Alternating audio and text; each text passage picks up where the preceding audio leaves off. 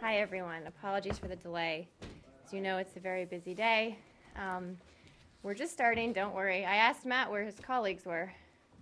I have a couple quick items at the top and then eager to get to your questions, as always.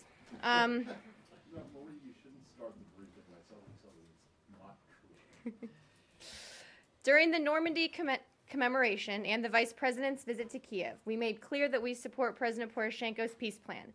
This includes a ceasefire, amnesty for separatists who lay down their arms, safe conduct for Russian fighters back to Russia, and broad decentralization of authority to Ukraine's region. We and our European allies have encouraged Russia to support the peace plan and to cooperate with President Poroshenko in its implementation, and we were gratified that Presidents Poroshenko and Putin have spoken. At the same time, however, we are highly concerned by new Russian efforts to support the separatists. In the last 3 days, a convoy of 3 T-64 tanks, several BM-21 or Grad multiple rocket launchers, and other military vehicles crossed from Russia into Ukraine near the Ukrainian town of Snizhny. This is unacceptable. Poroshenko protested this action yesterday with President Putin, and Secretary Kerry raised our concerns with Foreign Minister Lavrov on Wednesday as well. Ukrainian and Russian negotiators will be meeting again this weekend in Kiev to discuss the peace plan's implementation. We call on Russia to use this opportunity to demonstrate its commitment to peace, to stop weapons and fighters from crossing into Ukraine, and to cooperate with Ukraine in the peace plan's implementation. A failure by Russia to de-escalate the situation will lead to additional costs. Quick trip update. The Secretary is in London today, where he gave the keynote address at the Global Summit to End Sexual Violence and Conflict. He also has had some side meetings, including an informal meeting with Israeli Justice Minister Livni. On the sidelines of the conference, he met with Pakistan's National Security Advisor Aziz. Also, we'll be meeting with Cathy Ashton as well. And finally, the last announcement is we have a guest today, my mom, Jane Harf. Wave. Hi. She usually watches on her computer from Ohio, but she's in person today, so just keep that in mind when you're asking questions.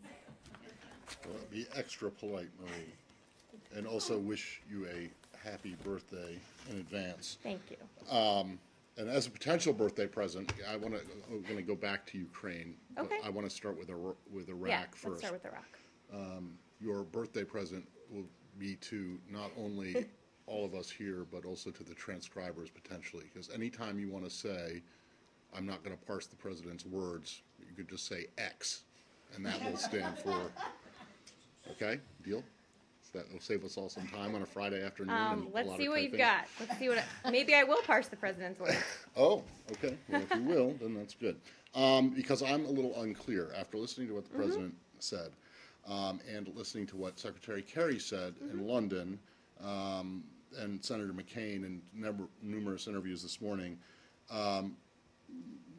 McCain doesn't speak for the administration, but Secretary Kerry does. And he said that what the situation in Iraq is a threat to U.S. interests. The president, in his speech, in his comments, spoke of enormous U.S. interests in Iraq. That there was a huge investments and sacrifice made establishing things. But then he said that he didn't say that it was as is could a pose threat. a threat eventually to American interests. So, is that the I'm presuming it is. That is the administration's position right now, that this is not right now a threat to American interests, but it could become one? Well, it's certainly, there's no difference in between what the Secretary and the President were saying. Clearly, we have an interest in a secure and stable Iraq. And it is posing a threat to that today. So clearly it's posing a threat to America's interests. I think you're parsing words here and getting different meanings where I don't think there are different meanings. Okay, so it is a threat to the situation to America's interests, but certainly not using some of the language that the other person you mentioned there said. Yeah, well, he called it an existential threat and all that kind of thing. Which we certainly don't agree with. Okay, but you do I don't think the United States military would agree with that either. Okay, but you do agree that it is a threat to U.S. interests? American interests, certainly. And the President does as well. Okay. Does that mean that it meets the President's criteria for military intervention, or is that something that is still being decided? Well, are you talking about that he laid out at West Point? His criteria? I'm talking about yes. Because most recently he laid out the criteria about when we directly contribute American military resources and when we look at other options. Right. But let's just back up a second. As you heard the President say, he hasn't made a decision yet. The point of the NSC meeting he chaired yesterday was to develop and discuss a range of options, including military ones, that if the president chooses to take, he could in fact take. He hasn't made a decision yet. Given the gravity of the situation, we'll be making one in the coming days, again, as you heard him say. Okay, but what I'm curious to know is that if you believe that it is a threat to American interests, does that then meet the criteria, his criteria that he laid out? Well, I think the word you're using criteria very narrowly, and what he said broadly is that when American interests are threatened, we have a wide range of tools at our disposal to counter that threat. And I think what you see him doing now is looking at a wide range of options that look at a number of those tools we have in our toolbox, one of which is, of course, some sort of military action.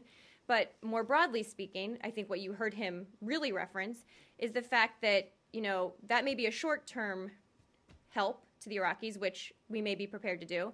But more importantly, what we can help them do is build their capacity, help them be able to go after this threat more on their own, which is a more we've been doing it. We know the threat is real, but we're going to do more of it. Okay, well, less broadly, just on the military side, does the situation there pose a threat enough to meet his criteria for a military intervention, even if it's just a short term? Well, he hasn't made a decision yet, so that's obviously something he himself is going through. And when he laid out what criteria would be used in terms of when America's interests are threatened, vice when the American homeland is directly threatened, he talked very differently about those two things and did not say specifically when what the outcome of any policy decision would necessarily be when our interests are threatened. What he said at West Point was we have a variety of tools here to go after that threat. He's making these decisions right now, taking all of this into account, and I'm sure when he makes one, we will hear more from him. Okay. Well, if he does make a decision... He will make some decision. We just don't know what it will be yet. Right, but let's just talk about the military aspect of it at the moment. If he does make the decision that it is a threat, and it's threat enough to meet his criteria for military intervention, specifically that, not the broader issue, if he does make that decision, will the administration actually act on it? And the reason I ask this is because he made that decision in Syria with chemical weapons. And he was prepared to act then. Right. Well, he made the decision to act, and then he made the decision not to act. When we had a better chance of actually removing the chemical weapons, which at the time was, of course, I understand, but as you recall, he came under a lot of criticism, the whole administration did, for saying he was going to do one thing. I don't remember that. When was it? You don't... But we don't need to go back and rehash all that. But he made a decision to do something. Yes. And then he decided not to do it. Because an option to better achieve our goals presented itself after conversations, as we know, that Secretary Kerry had with Foreign Minister Lavrov. Okay, so that could happen here. He hasn't made a decision yet, Matt. So, of course, there's a number of different ways this could look like going forward. He has not made a decision yet in terms of how to take short-term steps to help the Iraqis and assist in this fight.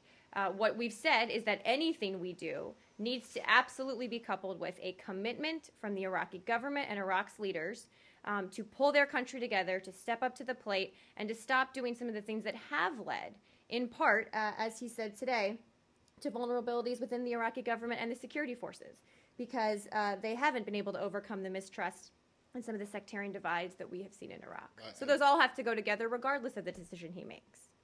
Right, but you're saying that he could decide to intervene militarily with airstrikes or something else and then not do it. I'm not saying that. I'm saying he hasn't made a decision yet. There's a lot of different decisions he could make. You're getting way ahead of the ball game here. Oh, well, I mean, okay, all right. So I have there's a range of hypotheticals here. The bottom line is he hasn't made a decision yet. Do you think, and understanding that the willingness of the Maliki government to take steps to improve its inclusivity or whatever is key, and that is appeared to be at least a main element of his saying this isn't going to happen overnight. We need at least a couple days. Well, that's one. It seems to me. Well, it raises the question: is it wise to tell ISIL, ISIS, whatever you want to call them? Is it wise to say to them, "You've got a couple days, free reign before or without us doing anything"? Is it worth it? Is it worth that trade-off to make it clear to Maliki that he's not going to get anything unless he promises to do better? A few points. I think you're assuming that that's why the president said we needed to take a few days to make this decision. The president mentioned getting more intelligence about the situation on the ground. And I think what we would say and what the military would say is it's the smart thing to do, not to rush into military action if that's eventually what he decides, that you need to develop options and get more information. So if you decide to take a military option, you have as much information as possible. Today, we can say that we've increased our surveillance capabilities and sharing of intelligence with the Iraqis. All of this builds into this picture that the president mentioned, that we need to take a little time to make the decision, to develop options, and to get as much intelligence and information as possible if we decide to take action. So I think that's really what's driving the timing here. Part of it is the ongoing discussion with the Iraqi government. I would say that's a smaller part of it. To make clear to Prime Minister Maliki and all of Iraq's leaders, not just Maliki, but all of them, that they need to commit to doing things to improve the climate in their country. As he said, this needs to be a wake-up call. And I think you've seen some indications that it may have been, that they're now welcoming American assistance in a way they had not if we look back at 2011 and those decisions we made then. So I think those discussions are ongoing. But really, obviously, if the president decides to take some sort of military action, we'll take it at the time of our choosing and the way we think we can be most successful. And in the absence of any commitment from Iraq's leaders to get along, the United States will do nothing? Well, first of all, we're not doing nothing. We've steadily increased our military assistance support to the Iraqi government to fight this threat. As I just said, we've already increased our surveillance ISR capabilities. These are unmanned, unarmed surveillance capabilities and sharing of that intelligence with the Iraqis. So we're already doing more things. It's not that we're doing nothing. But for some further steps to be taken without outlining anything specifically, the president was crystal clear. Iraqi leaders need to step up to the plate. This is their country. We gave them an opportunity through the sacrifice of our troops to build a better future, and now they have to prove that they want to. Right. I guess my question is that not that you will not.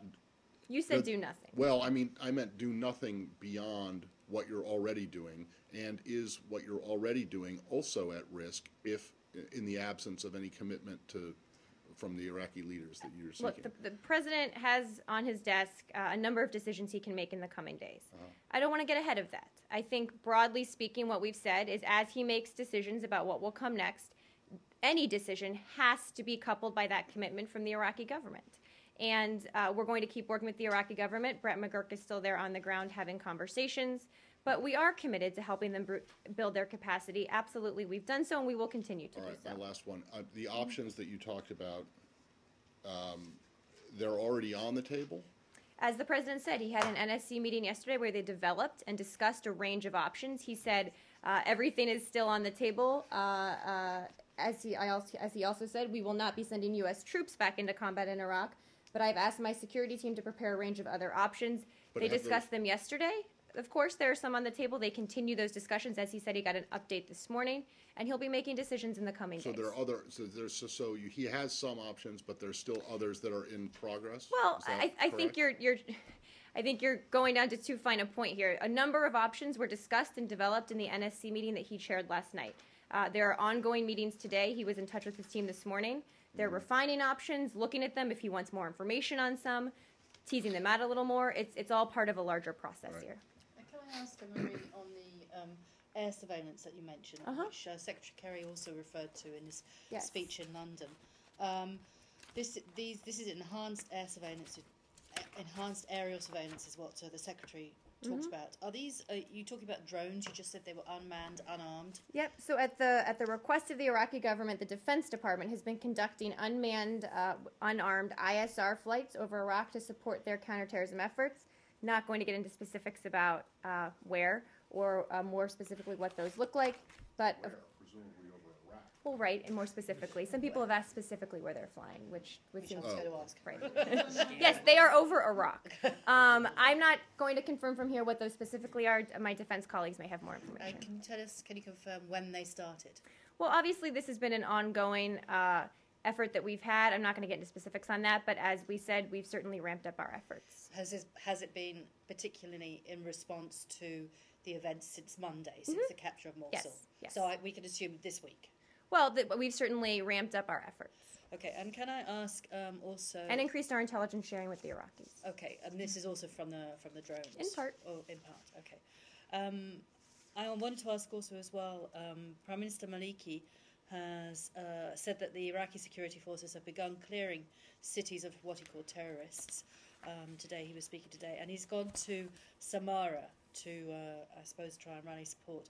Is that his statement that they're clearing the cities? Is that something that your intelligence is telling you is correct? Are they beginning to, is the battle actually being, are they managing to fight back? Well, look, I'm not going to provide specific battleground updates from here. What the president said is true, that in the face of a terrorist offensive, a very serious one, in many cities, Iraqi security forces proved unable to defend these cities where terrorists were attacking, and that allowed terrorists to overrun them. So obviously, what we want is for the Iraqi forces to be able to retake this territory. And I think when we're talking about possible actions, as you heard the president said, one of the things any potential action should do is to bolster the capabilities of the Iraqis, provide some space for them to in some ways bring their army back together, but also taking the political steps necessary to build the climate to do so, I think, is very important as well. So we'll keep watching the situation on the ground. It has been a very grave one. We'll see if there's any updates from the field on whether they're retaking territory. I'm just not aware of the specifics. You can't confirm that right now? I can't, no. Okay. We'll check in with the folks on the ground. And could you just, are you in a position to be able to give us some more details about the evacuation of the airbase yesterday? Several hundred contractors, American citizens, working with American companies who are contracted to the Iraqi government. Yes, so we confirmed yesterday that U.S. citizens under contract to the Iraqi government in support of the U.S. Foreign Military Sales Program in Iraq are being temporarily relocated by their companies due to security concerns in the area. This is the folks that are at Balad. The status of the staffing at the embassy and consulates has not changed. Of course, we continue to evaluate our security posture and not going to get into details about where they were evacuated or anything of that sort. And obviously, their private companies can also, if they want to provide details, can. And how many were there? Joe mentioned several hundred. I don't have more specifics for you than that. I know you just said... Is there any update on the embassy, whether that remains open? As it does. As I just said, nothing to report in terms of a change. As would be prudent, we constantly reevaluate the security situation, and if we need to take steps at some point, we will, but no changes as of right now. Have there been force protection issues, like increasing force protection at the embassy? As I think Jen said yesterday, we don't go into specifics about our security at our facilities, but needless to say, we constantly reevaluate, and if we need to take steps, we will. And do you have a number on how many Americans are actually in? I think, again, as Jen said yesterday, we don't give out those numbers. In terms of, for security reasons, U.S. employees, and in terms of private U.S. citizens, we, of course, don't track are those. additional diplomats and contractors, are there plans for them to leave the country? You know, I'm not aware of any right now, but obviously, given the security situation, everybody, I'm sure, including companies, although I can't speak for them, are looking at the security situation, and if we need to take further steps, we will. As I said, embassy hasn't changed as of right now. What else? No. Is there? Do you know of any discussions between the U.S. and Iran in Iraq on the situation? Let me see. I have a little bit on that. And the bottom line is no, we are not talking to the Iranians about Iraq. Is that directly or indirectly? I mean, there could be have there been some kind of indirect discussion or attempt to talk? As I said, the situation as I know it right now is we're not talking to the Iranians about Iraq. What we've said is that all of Iraq's neighbors, including the Iranians, need to not do things to destabilize the situation even further, to not try to promote any sectarian tensions. We've been very clear about that publicly. But would the U.S. be open to that discussion if the Iranians or would the U.S. be open to that kind of discussion? You know, I don't want to get into a hypothetical about that. We, as you know, we're going back to Vienna next week for the nuclear negotiations, which are focused on the nuclear issue. And, you know, I'm just not going to speculate about what this might look like going forward. What we're focused on is the fact that Iraq is a sovereign country, a sovereign nation. They make prudent decisions on how they will address the crisis that they're going through right now. And again, would urge all of Iraq's neighbors to not undertake efforts to promote sectarian tensions in any way. Why aren't you talking to the Iranians about this? And you just said the Iraqis will make prudent decisions. Mm-hmm. We've called on them to, yes. I know. We would urge them to. Have they made prudent decisions up to now? I think they understand the severity of the situation, Matt, and those are the conversations we're having right now. So why not talk to the Iranians? I mean, regardless of your overall bad history, with the exception of the nuclear negotiations. Particularly in Iraq. Well, yeah, particularly in Iraq. But you would seem at least to have a shared interest in preventing ISIL from expanding its territory. Why not talk to them? Well, as you heard the Secretary say in his press avail today, that ISIL does threaten everyone, including Iran. So he did mention and acknowledge that fact as well. You know, I don't have any more analysis for you on the fact that we're not, why we're not talking to Iran about Iraq right now. I'm happy to take your suggestion back to our team, but again, don't have much more to say on it than that. I didn't really have a suggestion. I'm just curious as to what the calculation is not to talk to a country that has at least in one respect a shared similar interest. I mean, when the war in Afghanistan was launched, you guys made no secret about the fact that you talked to the Russians about experience there. Mm-hmm. So why not talk to? I guess I don't have much more in terms of our internal calculations about who we're talking to right now about Iraq. If there's any updates to provide, I'm happy to. Can you say who are you talking to about Iraq, and has there been any recent, other than what Secretary Kerry has mentioned and what you mentioned earlier, has there been any recent, like in the last 24 hours? So we're talking to a wide range of folks inside Iraq and also throughout the region. Secretary Kerry did mention some as well in his press avail today. Folks, for example, that work on the GCC countries are reaching out to the other countries in the region to talk to them, people on the desk, people back here in Washington, people in the embassies. I don't have a full list for you, but suffice to say we are talking to all the partners in the region. You will see an intensification of diplomatic outreach throughout this process. What does that mean? That means we'll have more conversations with people more frequently. Intensification, by definition. But yeah, I understand. But if you can't say with whom, with the countries that border Iraq, with Turkey, with other countries as well, with the Gulf countries, with Saudi Arabia, with again partners that have a stake there, certainly. Iran is in every single one of those categories. I don't have more analysis to do for you on Iran, Matt. Yes. Just picking up on that theme, it was a question that was asked yesterday. You're asking for the countries and neighbours to have a constructive role. Yes. Right. But does the United States actively oppose the idea of Iranian military forces on the ground in Iraq? Well, I've seen these reports, and we can't confirm that these are accurate. And again, as I said to the previous question, that Iraq is a sovereign nation, and no, there's a serious security situation there. But what we're focused on is building the capacity of the Iraqis to do this themselves. Yes, sure. But, I mean, the Iraqis have asked for your help with the air surveillance. If they then similarly ask the Iranians for help with another facet of military operations, would the United States be opposed to that? I'm not going to address a hypothetical that hasn't happened, to my knowledge. Do you know if Maliki have a security agreement with Iran? I think I don't. I think the Iraqis or the Iranians can probably speak to that better than I can. Marie, what steps do you expect the Iraqi government to take from now on? Well, we've, as I said at the top, look, we are talking about short-term options here to help support the Iraqis in what is a very serious fight at the moment. And again, we've already taken some immediate steps. But broadly speaking, what we need to see is Iraq's leaders, all of them, and the president said this yesterday, that we have not seen the kind of trust and cooperation develop between moderate Sunni, Shia, and Kurdish leaders inside Iraq. They have to work together now to confront the extremist threat.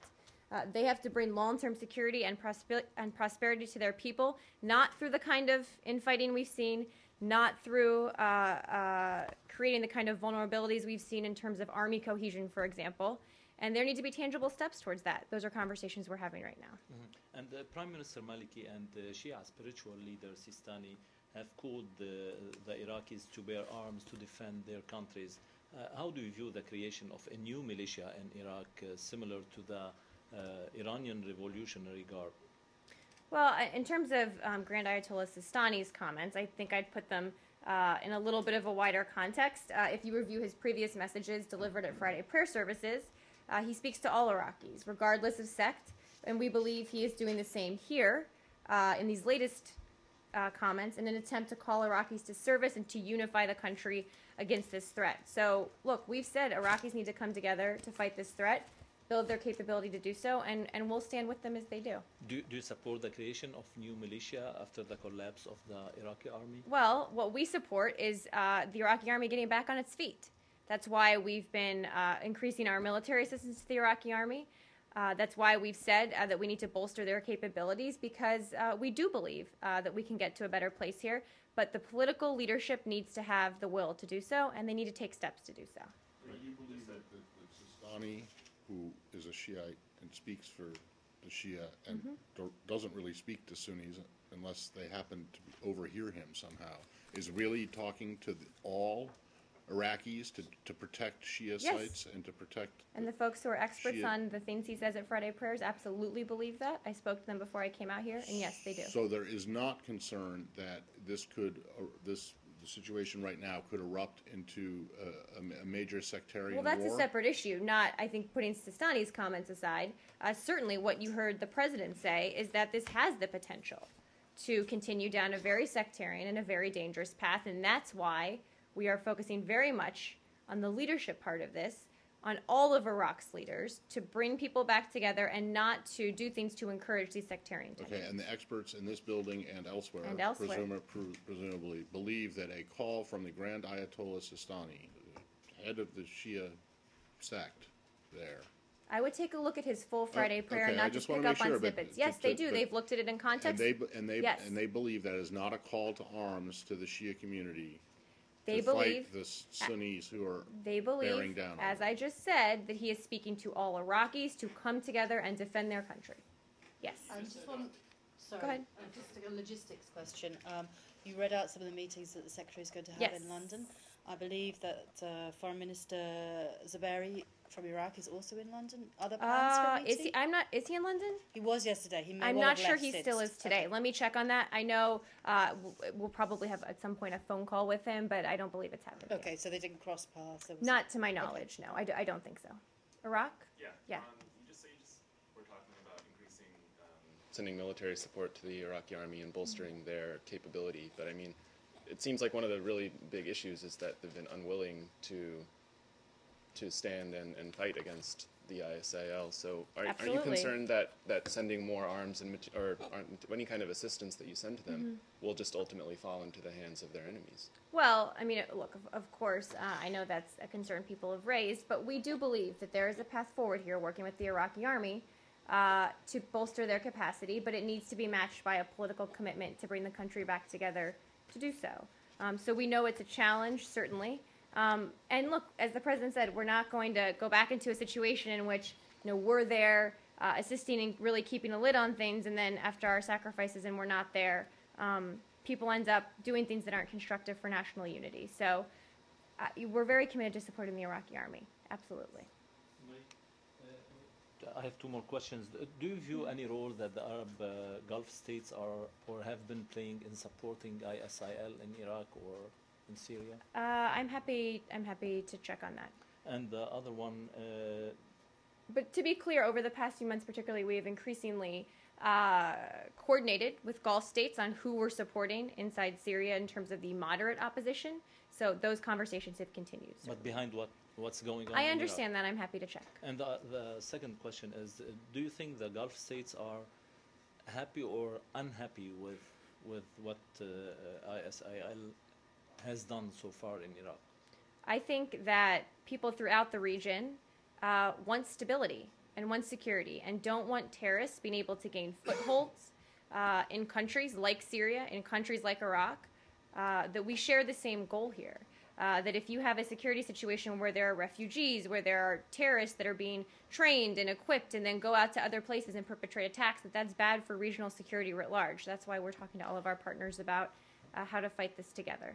Secretary Kerry, in his statement today, mentioned that Iran, Israel, Jordan, Lebanon are concerned regarding what's going on. Are all Iraq. Threatened by ISIL. Yeah, but he didn't mention any Gulf states in his statement.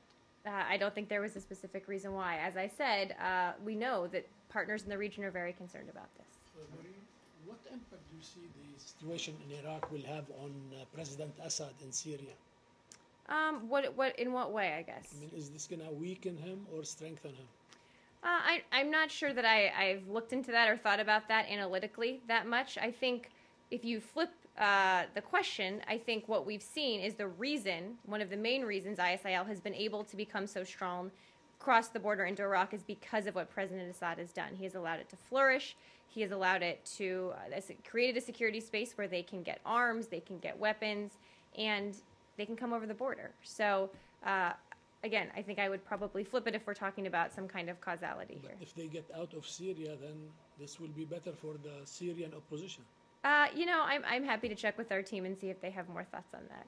I'm not sure I follow the logic exactly, but you don't attribute the growth, the increase in strength of ISIS to non-U.S. intervention in Syria at all?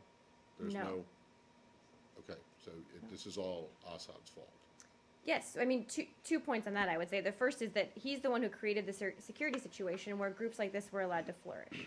And I would remind people that we have supported the moderate opposition, and one of the reasons we have been so careful in vetting who we give assistance to is because there are groups like ISIL who could get their hands on such assistance.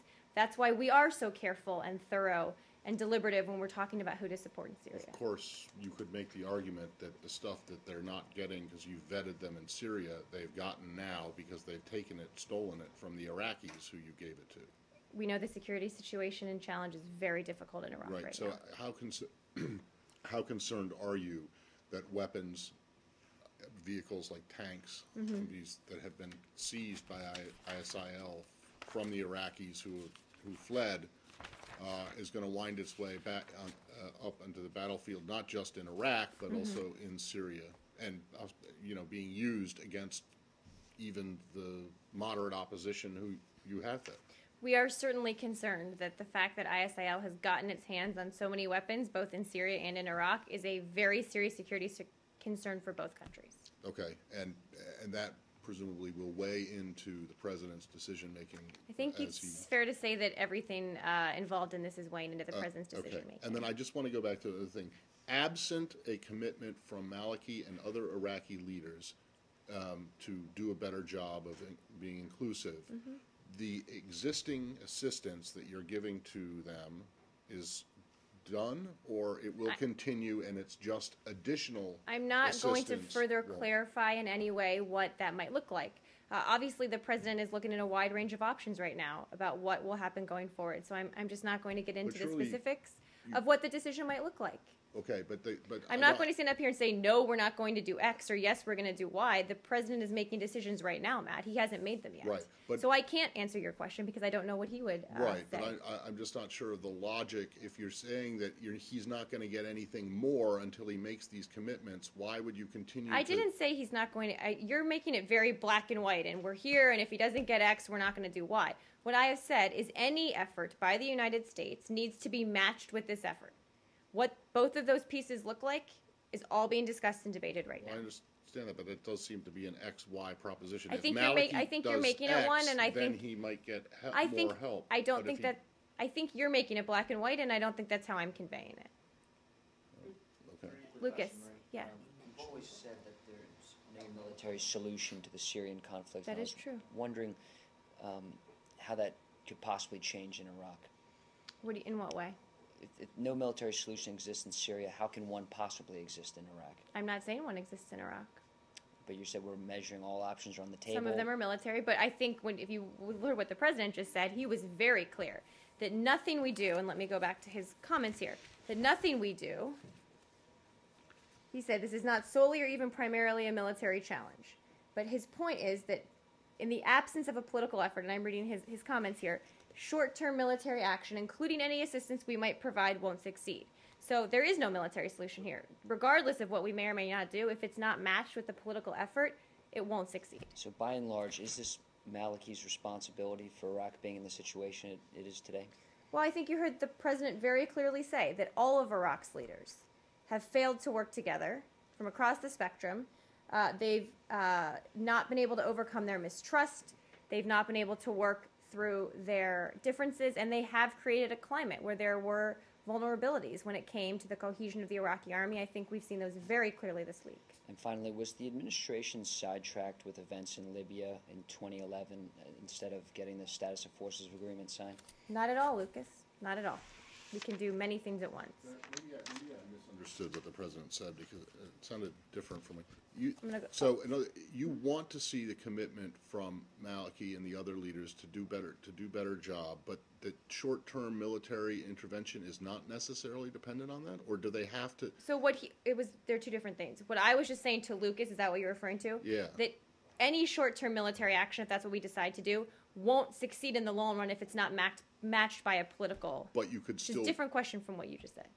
But okay. But is what I just said correct? Did the president which part of what you just said, Matt? Did the president say that in order for the U.S. to intervene, presumably militarily, but in this short term, in this immediate, semi-immediate time frame, there has to be a commitment from Maliki and the other leaders to do a better job? That's correct, right? He did say that. He made very clear what the Iraqi government needs to do. Yes. So they shouldn't expect any help. Matt, come on. You're trying to lock me into a position on... Wait, don't interrupt me. You're trying to lock me into a position about what decision the president will make based on what factors, when that's not what I'm going to do today. What he has said, what the secretary said, and what I am saying is we are looking at a range of options. All of those options need to, regardless of what we decide, be matched with a political effort by the Iraqi leaders to come together. That yes, we need to see them step up and do this. We're having those conversations right now. You're making things dependent when, look, these are all part of a bigger conversation, but I think you should just be careful about saying, drawing causality necessarily when I don't think there entirely is. Okay, because I understood the president to say that, and I think that most people listening understood that we wouldn't do anything if there wasn't a commitment. Militarily, short-term military intervention. He made very clear that in order for us to take certain actions, that the Iraqi government needed to give us commitments that they would bring their country together. Yes. Oh. Okay. But you're trying to go, but you're trying. I don't see how that's me drawing an inference. That's what the president said, and that's what you said. None. So why are you still pushing me on it? Because you seem to say that wasn't necessarily a requirement. No, I think you were trying to make it a little more black and white. I think you were trying to say, if we don't see X in the next 24 hours, Y is not going to happen. What he said is we need to see a commitment from the Iraqis. We're looking at a wide range of options. We've already increased our support. You're trying to push, well, is that support going to stop? Is it not going to stop? What's going to happen next? Look, this is a broad conversation. All of these things play into his decision-making, but he was crystal clear that the Iraqi government needs to make commitments to bring their country back together. Thus far as the Maliki government largely squandered the $15 billion in military and other aid we've given them? Well, look, I don't want to use that term, Lucas. I think when we left Iraq, after years of sacrifice and American taxpayer money, and certainly our troops felt that sacrifice more than anyone, the Iraqis had an opportunity. We had helped their security forces. We had helped their army. We had gotten them on their feet and helped build their capacity, and quite frankly, they did not take advantage of that opportunity. I think it became clear that they were unable to defend some cities, but this isn't the end of the story in Iraq. That's why we're saying, okay, what can we do now to help stem the security situation, to look medium term at capacity building, and also to look long term at how this how we could be helpful going forward. Marie? Yeah. One more question on the government. We know that the Iraqis had the elections lately, and in the last elections, it took them more than 1 year to form a new government. Are you calling them now to form a new government that includes all the communities? Well, I know they have a process that's ongoing, and we've said it needs to be inclusive, but I don't have an update for you on what that might look like. But are you calling them to form a new I don't have government? any more insight into you on those private discussions. Can I ask, just passing forward a bit, what lessons from what's happening in Iraq today should the United States and Afghanistan be drawing? We've got a second round of presidential elections this weekend in Afghanistan. Tomorrow, yeah. That's right. The president has said that American troops will be withdrawn at the end of 2016. So from 2017, the Afghan army's on its own. Well, not on its own. The president, look, they're very different situations. I think the biggest difference, well, there are a number of differences, but the biggest difference is in 2011, the Iraqi government made clear they did not want U.S. troops to stay. Very clear. And we were not going to leave our men and women in uniform there without the legal protections that we believe are necessary.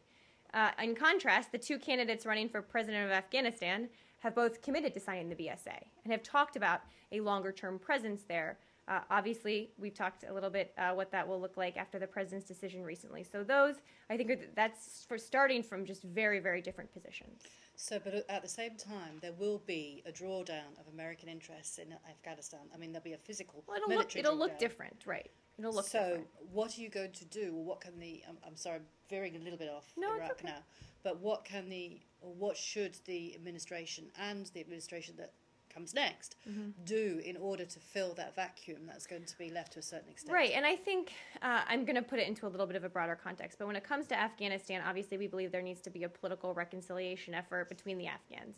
But what we've said is we're going to keep building their capacity, and that as the threat, and actually I think what's happening in Syria and Iraq is the perfect example for why we need to focus to take some resources we had in Afghanistan and focus on the counterterrorism threat around the world. When you heard the president talk at West Point about the Counterterrorism Partnership Fund, about fighting the threat where it exists, not just where we've had troops in our longest war. Obviously, we'll still focus on Afghanistan, but I think if anything, this just underscores the fact that much of the locus right now for the terrorist threat isn't in Afghanistan. We'll stay focused there. We'll keep building their capacity.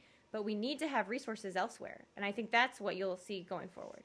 Thank you. Sorry, just your first response, your response to Joe's first question, when you were talking about the SOFA, which you haven't wanted to talk about before because it's always been like happy to talk about the SOFA, Matt. Okay. Well, does that mean that you agree with Senator McCain on the point that a residual force of a couple thousand could have made a difference here? I think it's fair to say I don't agree with Senator McCain on pretty much anything I heard him say on TV. I'm certainly not handing in my resignation. But I will say wait, let's talk about the SOFA. Let me talk about the SOFA for a second. Let's get to the resignation. But the residual. It's on the residual. Yeah, I'm just talking about I'm going to the residual thing. Okay. Okay? Yeah. Okay. Look, the notion that 10,000 troops, which I think is probably the highest number we would have had under some sort of SOFA, serving in a non-combat role would have prevented what we're seeing, and I stress non-combat role. It just isn't based in any kind of military reality. Our troops can't force political leaders to make tough decisions. They can't. It's in some ways naive to think that the United States, having a few thousand non-combat troops, could have prevented the political leaders from contributing to this climate that we've seen. From this really serious influx of terrorists coming over the border. I think it's naive and quite frankly a bit self-centered to think that we can or should be able to do that with a few thousand troops. And if people argue that would have been the magic bullet here, I think they need to take a hard look at the facts on the ground. I also think that there's no long-term military solution here involving United States troops. That the point of building a country's security forces in a country like Iraq or Afghanistan is as we leave, they'll stand up. And there's no universe in which the solution to Iraq's security problem, long simmering tensions of sectarian nature, which were there long before we got there, would be resolved with a few thousand non-combat U.S. troops is crazy. Well, I think that his argument, as well as the argument of others, is that they would have been more actively involved in training and helping the Iraqi army become a cohesive fighting force. When we left, it was a cohesive fighting force. What has happened when we left, it was, Matt. And you know what? The political leadership of Iraq did not take the steps it needed to bring the country together and keep that force cohesive. The notion that a few thousand U.S. troops would have done that in the place of the prime minister and other leaders isn't how it works. Well, I mean, it couldn't have been that cohesive. Was it like faulty Scotch tape or something like that? Because what we've seen is them just melt away, and particularly the Sunni part of it. And how would a few thousand Americans saying, "Don't do that," have stopped this? I would press Senator McCain to say specifically how it would have prevented what we saw from happening and what he thinks we should do now. Because look, I'm happy to talk about the SOFA, and I'm happy to talk about the reasons we brought our troops home, but what we're focused on is what we do next. And I also heard Senator McCain say he's not supportive of military options at this time. Okay, you're so concerned you think this is an existential threat to the United States. What would you do? You don't get to just attack us and call on all of us to resign. You have to come up with your own ideas. Okay, well, I'm not Senator McCain, and I didn't say anything. I think he's probably watching, though, I'm sure, right? I think he might have. I'm just kidding. But I think it's an important point to make. Okay. It's easy to criticize. It's harder to give ideas. Well, fair enough. But just as you say, he can't say that they would have made a difference isn't the converse also true? You can't say that they definitely wouldn't have made a difference. No, I think everyone I've talked to who is much more of an expert on these kind of things than I am has said that we would have had, thousands of United States troops serving in non-combat roles. Would that have been able to stop what we saw in some of these cities? Would it have been able to keep the army together in Mosul? Probably not. Well, yeah, but you can't say definitely not. I think the experts who look at it, who understand what these troops would have been doing, are very clear that it would not have. And on top of that, the Iraqi government didn't want us there. The point about what they would have done, this is a sovereign country, and they made very clear to us they did not want our troops there.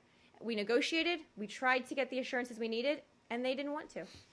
But now they're asking you to intervene. Exactly, which is a different. We're in a different place. When I think Secretary Kerry got asked about some sort of legal basis, you're right. The Iraqi government has welcomed us to assist, so we're in a different place than we are today. We are today than we were then. No. Yeah, let's do one more on Iraq. On reflection, was it a mistake to give Prime Minister al-Maliki unconditional support, $14 billion in military aid and so on, without requiring he stop alienating the Sunni population, as you're now requiring him to do? Well, that military assistance goes to the whole of the Iraqi government. It doesn't go to Prime Minister Maliki. So I think that's an important point. But now you're imposing conditionalities. Shouldn't those conditionalities have been imposed while you were arming him to the teeth? Again, no one's arming Prime Minister Maliki. You're fundamentally misrepresenting what our assistance does. It goes to the Iraqi army. It goes to the Iraqi security forces. Yes, he is the Prime Minister. But this is not all about Prime Minister Maliki. This is about all of Iraq's leaders coming together. We have repeatedly called on them for months and years to take steps towards reconciliation, towards national unity on all of them. But at the same time, we believe that it's important to support them from a security perspective, and we believe that these foreign military sales are important. I'm still unclear, though, as well as to whether there is a scenario in which U.S. airstrikes could take place without tangible progress towards political reconciliation being visible in Baghdad. I know you all want to get into the president's head as he makes this decision, but I don't think I have any more to say on that. The president made very clear we need to see commitments from the Iraqi leaders to make steps in that direction. He's also made very clear that he's considering a wide range of options. All of these factors will play into how he eventually makes his decision. Yes? A couple of questions on South Asia. Yes. One, Madam, if you have any update on the Assistant Secretary Nisha Biswal's visit to India. I don't. I'll see if I can get you one from our folks. I don't have one. Second, Ambassador Kathleen Stephens is in Delhi, and she said that her mission is to foster relations between the new government and the U.S. and as well as trade and others. What will be her designation there, Charge d'Affaires or the new ambassador of... I'm not sure. Let me check. I'm happy to check. But can you also confirm that still U.S. has no new ambassador in Delhi? I don't think there's been any change. Let me double check and see where we are in the Can we stay in the region? Finally, yes, just for a few more. Yep, just for a few more. One more on Pakistan. As far as this meeting in London is concerned between Secretary Kerry and National Security Advisor, I'm sure they will be discussing as far as these. I got one from you. Yeah. About the new government in India is concerned. Do you still believe, or Secretary still believe, that Pakistan is still a hub of terrorism, and because Haqqani network and this new U.S. soldier was also held in Pakistan, and situation is really bad in Pakistan? Well, what Secretary did in his meeting with the National Security Advisor was reaffirm our commitment to working with Pakistan in their efforts to counter terrorism. He made clear that we have a shared interest here when it comes to this threat. Pakistanis are influenced tragically by it more than anyone in Pakistan. They also did speak about Iraq and concerns about ISIL, spoke about regional economic integration as well, including regional relations between Pakistan and India. And finally, Madam, many Pakistanis in Pakistan and also here believe that there are two governments within the Pakistan, because military and the civilian cannot do on their own. Prime Minister Nawaz Sharif is trying to do the best for the country, but again, military is intervening in all the decisions he makes. I don't think I have more analysis about internal Indian Thank you, Madam. politics. And happy birthday. Thank you very much. Thank you. Just quickly, a housekeeping thing. Do you have a readout of Undersecretary Sherman's meeting this morning with the Chinese ambassadors? I don't. I'll get you one after the briefing. Cool. I have time for just a few more. Let's do Lucas and Scott, and then Matt's bringing us home. Just to stay in the region, there's new analysis concerning one of the Taliban detainees who was recently released. He was involved in events leading up to 9/11, the assassination of Ahmad Shah Massoud. Do you stand by your previous statement, Nuri, that these 5 detainees are enemies of the Afghan people and do not threaten U.S. national security? What I said, Lucas, was that we had undertaken a threat assessment to substantially mitigate the threat these would pose to U.S. national security. And contrary to what others have said, to my knowledge, we don't have any indication that these detainees have ever plotted or been part of a plot to conduct terrorist attacks against the United States. So I'm not saying these are good guys. I'm not saying they weren't brutal members of a brutal regime in the Taliban. But look, our goal here is to substantially mitigate the risk that these 5 detainees could pose upon their transfer. I was away when all this happened, so why were these guys in Guantanamo then, if they weren't a threat to the U.S.? Well, no, I said that we have no indication they had ever plotted or been part of a plot to conduct terrorist attacks. And there's a reason that they're not in the bucket of people that are being charged. There were a lot of people, as we know, and so I'm not saying they're good guys. So they were being held for no good reason? Not saying that, Matt. I'm saying people were brought to Guantanamo Bay for a variety of reasons. Obviously not in this administration. We don't bring people there now. For a variety of reasons that were picked up in the course of the war. These were members of the Taliban. Right. And they were picked up in the course of an armed conflict with the Taliban. But that's different than knowing if they've ever planned a terrorist attack on the United States. Those are 2 different things. Okay. Wasn't the assassination of Massoud stage 1 in the attacks on 9/11? Again, I just made very clear what our position is, Lucas. And last one, and this is in the Middle East.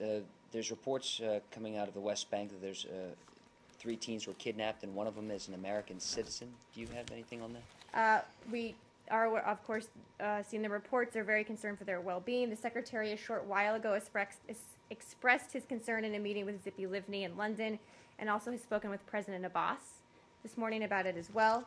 We are working with the government of Israel and with the Palestinian Authority to try to ensure the situation is resolved quickly and that the 3 teenagers are safely reunited with their families. I can't confirm citizenship at this point. Did you, the Israelis say that the Palestinian Authority is responsible for I don't have a readout of those conversations. No.